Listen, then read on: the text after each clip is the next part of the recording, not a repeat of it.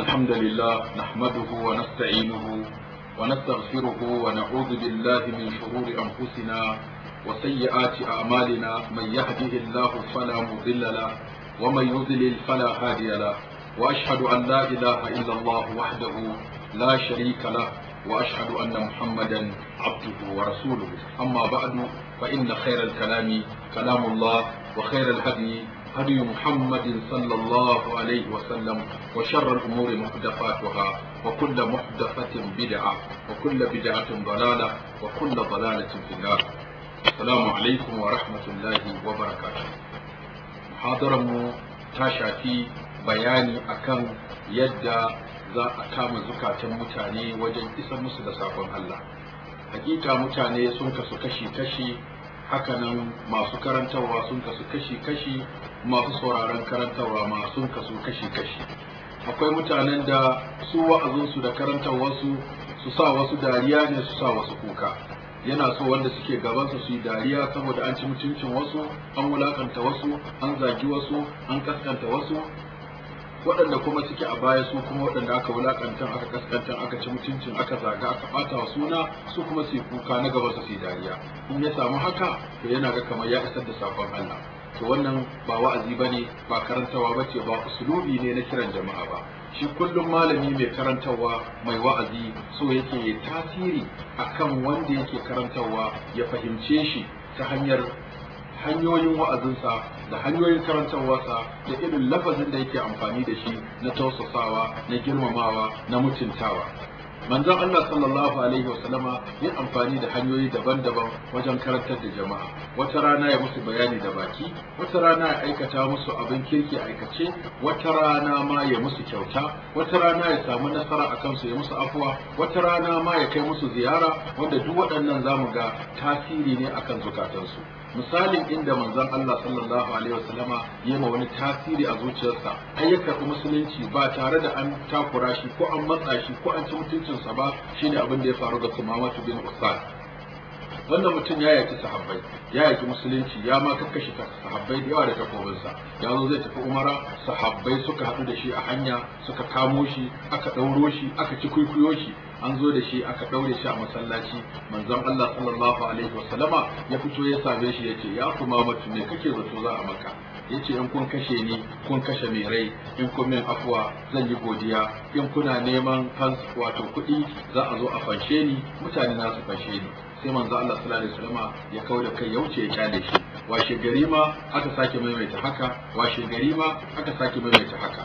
Abinda Sumamatu yake jira, ko dai a kashe shi ko a yi masa afuwa, ko kuma a nemi wasu kuɗi da danginsu za su ba shi fanshe shi. Amma hikimar ɗaure shi a masallaci da ba shi abinci sau uku da kula da shi har ta kai yana kallon yadda musulmi suke sallah, yadda suke ibada, yadda suke mu'amala tsakaninsu, zo su cika masallaci. Sai ƙarshe aka ce a kwance shi.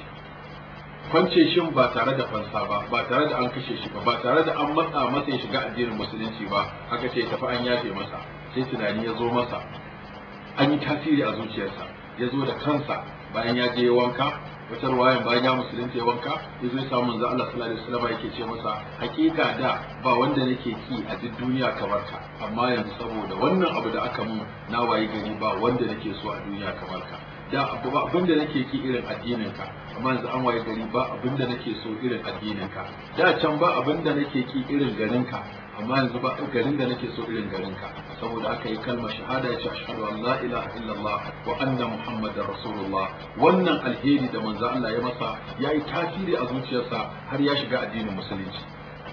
Haka za mu ga afuwa lokacin da mutum ka samu iko a kansa ya kamata tasiri ya musulunta ko a rage sharrinsa, kamar yadda ya faru ga mutumin nan da an dawo daga yaki. Manzo Allah sallallahu alaihi wasallam yana karkashin bishiyar magarya, sahabbai sun bar masa dan tafi inuwa ya kwanta a nan. Ya zo ya zari takobin annabi sallallahu alaihi wasallama, ya tsaya a kansa, ya tashi annabi sallallahu alaihi wasallama ya ce man yamna uka minni, waye sai ya hana in zartan maka da ta'addanci?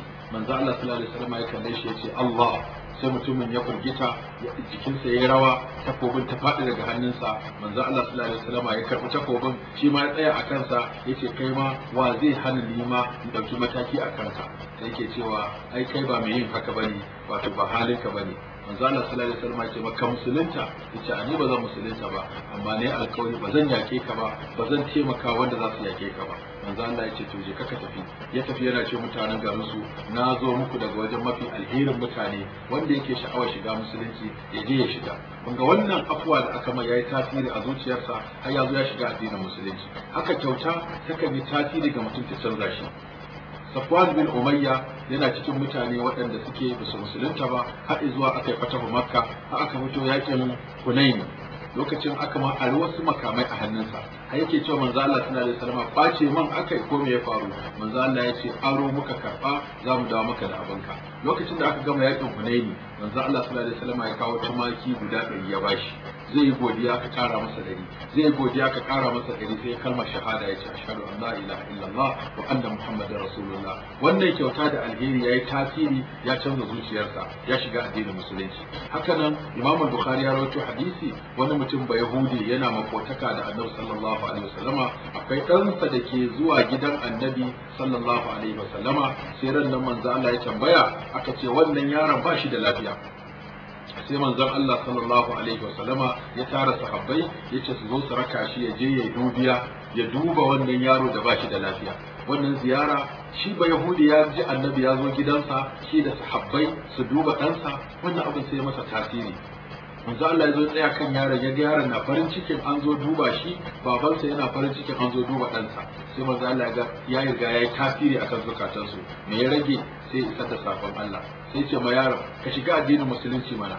Sai yaro yana daga kai yana kallon mahaifinsa, wataƙila ba mai iya hana shi shiga musulunci sai mahaifinsa. Wannan abun sai yasa yaron ya ce ati abul qasim, kai biyayya ga baban al-qasim. suna ka yaro ya ce ashhadu an la ilaha illallah wa anna muhammadar rasulullah. manzo Allah sallallahu alaihi wasallam ya ce alhamdulillahi allazi anqadhahu minan nar. Yabo ya tabbata ga Allah wanda ya fitar da wannan yaro daga wuta sakamakon amsa wannan gayyata da aka yi masa zuwa ga addinin musulunci. Me ya jawo wannan ziyara ta yi tasiri akan zukata sun karba addinin musulunci. Haka nan muka lura za mu ga cewa manzon Allah sallallahu alaihi wasallam ya yi wasu tasiri ne ta hanyar halayyarsa, wasu ta bangaren mu'amalarsa, wasu ta bangaren iya juriya da haƙuri daga wawan takarwawa da jahilcin jahili. Wannan yasa ya tasiri akan zuciyarsa. Za mu ga mutumin nan da ya shigo masallaci ya tsallara fitsari, mai manzon Allah sallallahu alaihi wasallam ya masa, sahabbai sun yi kansa yace da uhu la tasrimuhu wa ariqu ala bawlihi sajala mimma. manzo Allah ya ce ku kyale shi, kada ku firgita shi, ta kurazana shi, ku je ku ɗebo ruwa ku zuba akan bawalinsa. Ya faru ga mutumin nan, wannan yasa bai firgita bai tsorata ya ga fitsarinsa. Hikimomin da ke karkashin wannan malamai suka ce suna da yawa. Daga ciki da an firgita shi an razana shi zai bata jikinsa, zai bata masallaci, zai bata gurare da dama. Amma da aka yi haƙuri ya gama fitsarinsa, ya zo annabi ya masa bayani wannan masallaci ne ba a gina, an gina shi don sallah da karatun Qur'ani da ambaton Allah. Sai ya ce ina godewa Allah subhanahu wataala, Allah ya min rahama ya maka rahama, kada ya yi wa sauran al'umma rahama waɗanda ba ni ba kai ba. Manzo Allah sallallahu alaihi wasallam ya ce masa laqad hajjarta wasi'an, ai abu ne mai fadi mai yalwa gamamme, ka zo ka tsoke shi ka dunkule shi ka mulmule shi ka ture shi. Rahaman Allah ai kayar wace ni kayar wace ka. Ga wannan tasiri ne na maganganu masu daɗi da hanyoyin karantar da jama'a. Haka mun duba wani hadisi wanda aka rawaito mana daga Muawiyah bin al-Hakam as-Sulami, yake cewa atai baina ana usalli ma'a rasulillahi sallallahu alaihi wasallam.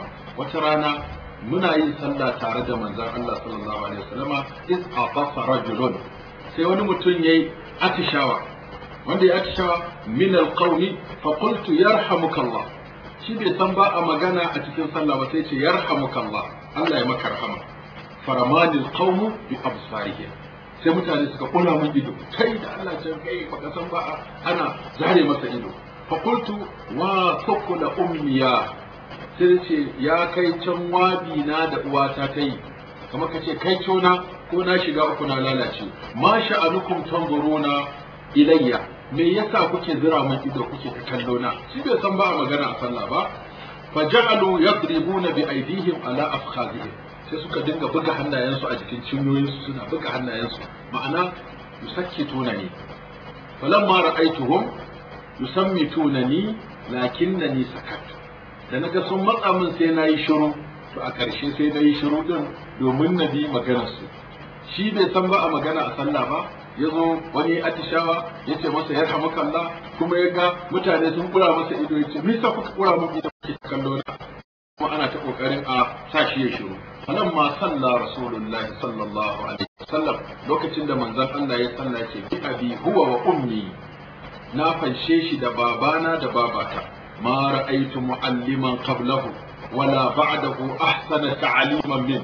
Ban taɓa ganin kafin manzo Allah ko bayansa wanda ya iya karantar da jama'a da jan hankalin su cikin hikima ba. Fa wallahi ma kaharani, yace manzo Allah sallallahu alaihi wasallama bai hantare ni ba, wala darabani wala shatamani, bai doke ni ba bai kuma zage ni ba. Qala inna hadhihi salata la yasluhu fiha shay'un min kalamin nas, yace hakika wannan sallah din wani abu daga hira ko zancen mutane ko tattaunawar su baya halatta fiye a cikin sallah. Allahu akbar. Innama huwa tasbihu wa takbiru wa qira'atul qur'an. Imam Muslim da Ahmad da Abu Dauda suka rawaito wannan hadisi. Haka wannan yana nuna mana masu wa'azi ya kamata zama masu hikima, masu tawazu, masu kankan da kai, masu shiga cikin jama'a domin su tasiri wajen isawa da mutane sakon Allah ba tare da cin mutunci ba ko zagi ba ko kafarta mutane ko wulakanta su ko kaskanta su ba. Da wannan ne addinin Allah zai samu karbuwa a hannun jama'a. Wassalamu alaikum wa rahmatullahi wa barakatuh.